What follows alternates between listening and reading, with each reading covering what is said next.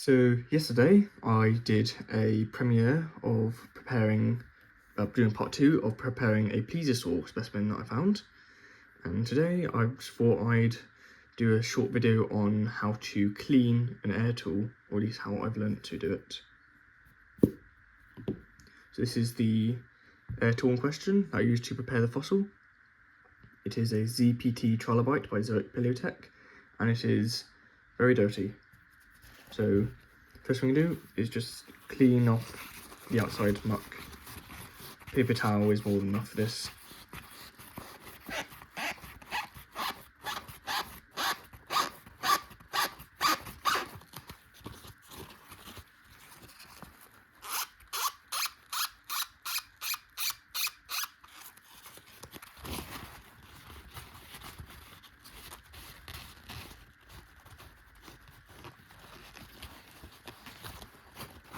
You have to be especially careful with the threading because dirt gets stuck in there and that can damage it quite easily.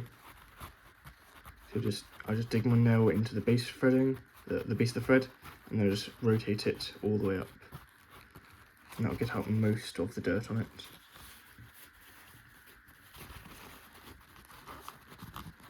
As you may see in some of my older videos, there is usually an O-ring right here. I've taken that off because although it does decrease the precision of the tool, it also increases the amount of power you get from it because it allows more air to escape at a time. Now, disassemble the tool. You can hear there's a bit of grit in there.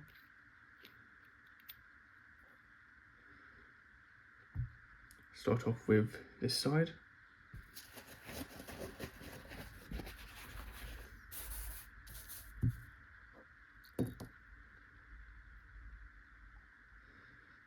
Yeah, there's some liquid in there. It's probably a combination of oil from the tool and water from the compressor. And there's some debris down inside of the cap. Here's the stylus. It's a bit dirty. Just take off all the oil.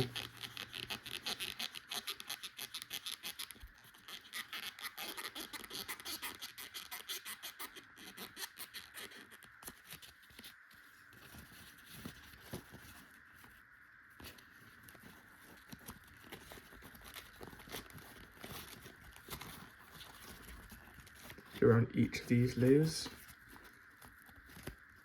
You have to do this a few times to get all the oil off. Sometimes a little bit always remains, but that's fine. Now remove the O-ring. I should have brought a tool for this. Oh, there it goes.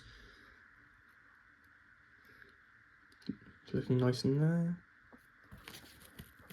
Remove the oil.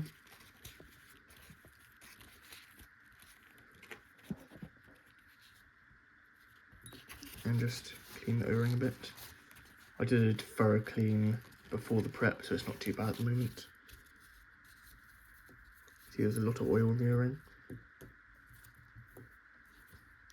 And this O-ring, get the oil off that.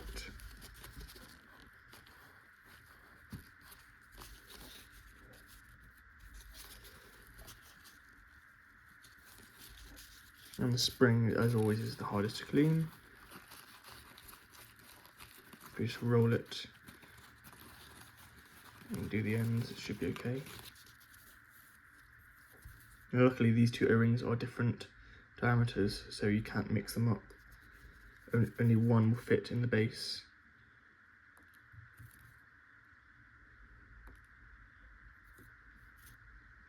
This bit's a bit harder to clean. What I'll do is I'll take a strip of paper towel, roll it up,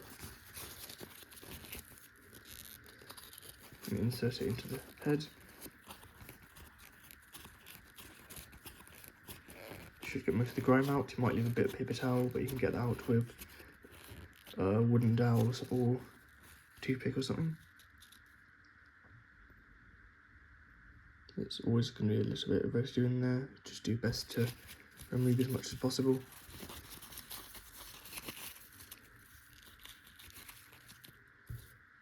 Use the stylus to push against the side.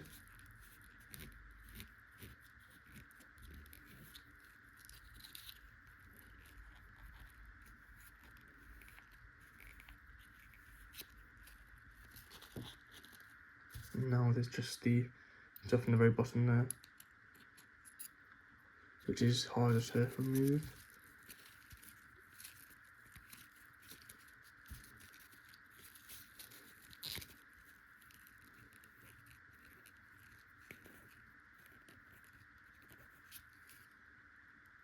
That's a fairly good job.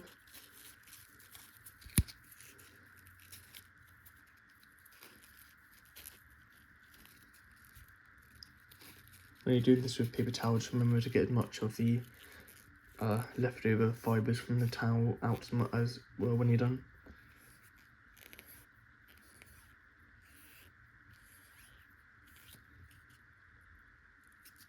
Still a little bit there, I'll just use the end of the stylus to get it out.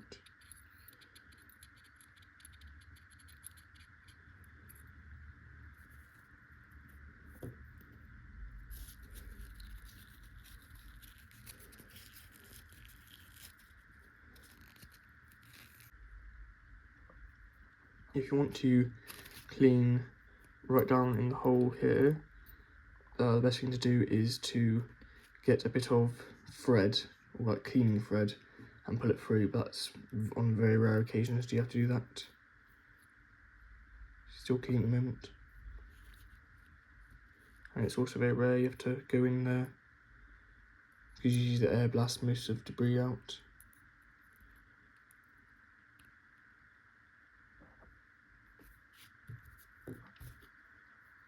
Now for the body, there's a little bit of debris on the threads there, so I'm just going to do the nail trick again. Start at the bottom,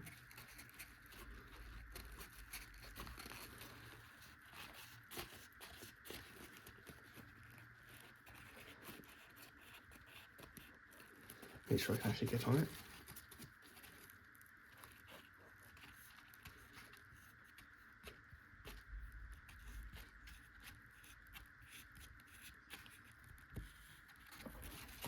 There we go.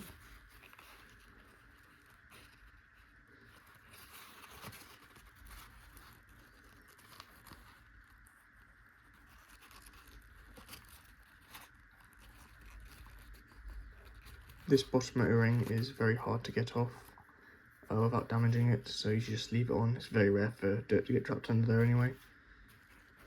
And this surface, a little bit of a wipe down.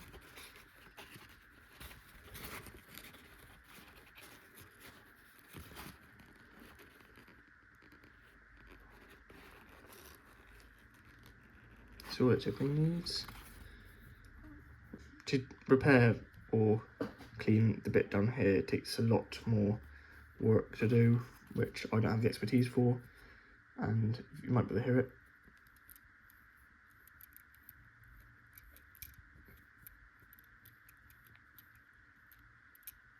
But something's not doing well in there. Well, that's the spring, I think that's fine, but there's some grit in this bit, which is making it a bit, well, not pleasant, just sounding. So best thing you can really do is open this all the way out, clean this bit as much as you can, and maybe put some oil on it before closing it back up. And with the thread here, again, best thing to do is just to put a nail on and go through it.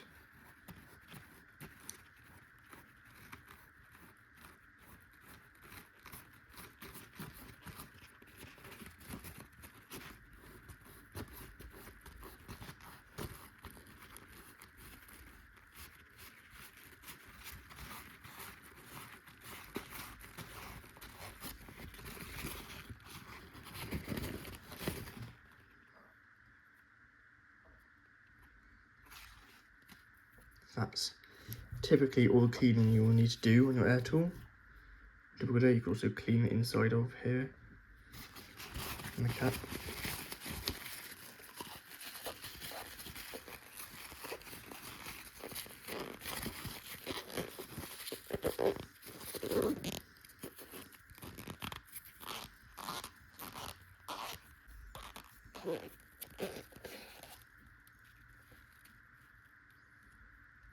A little bit better, but it doesn't really necessarily need it on this bit. Now, here we do a bit of reassembly and applying some new oil and grease. So on this side of the tool, you want to do a little bit of proprietary air tool oil, which before I had a broken one, so I dabbed it with a bit of paper towel, but now I've got a proper cap on this. Just do a drop.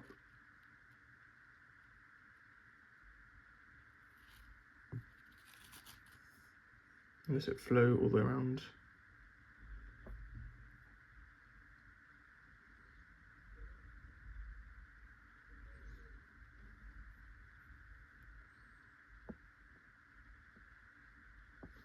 Sometimes use a little bit of paper towel to encourage it to the middle.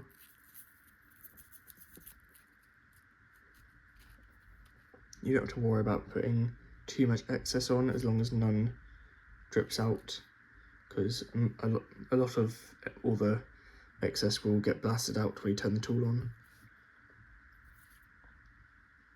On this side, I honestly don't know if you really have to put oil on this bit, but you just put a tiny little bit anyway.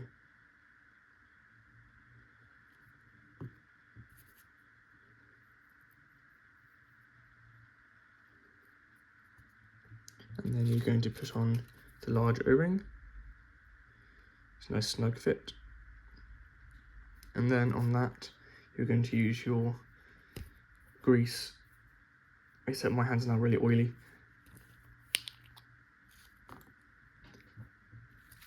I don't have anything to apply it, so I just take a little scoop and apply it to the O-ring.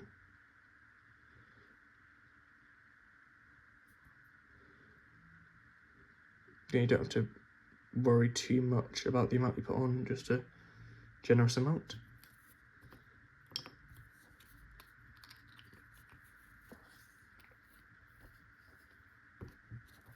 And then here, you can put this little O-ring back on. That will sit there nicely. Put the spring on top of that, which, depending on the styles you might have a spring with a tab going on.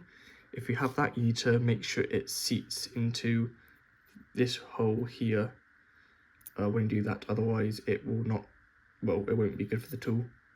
The spring will bounce around, you could scratch it or break the spring. For this one, it's fine. You just make sure it all seats in nicely.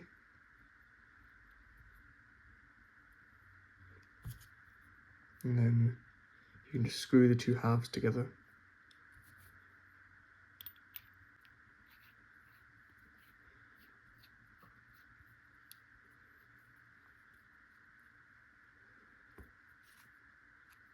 There you go. That's how to clean your air tool,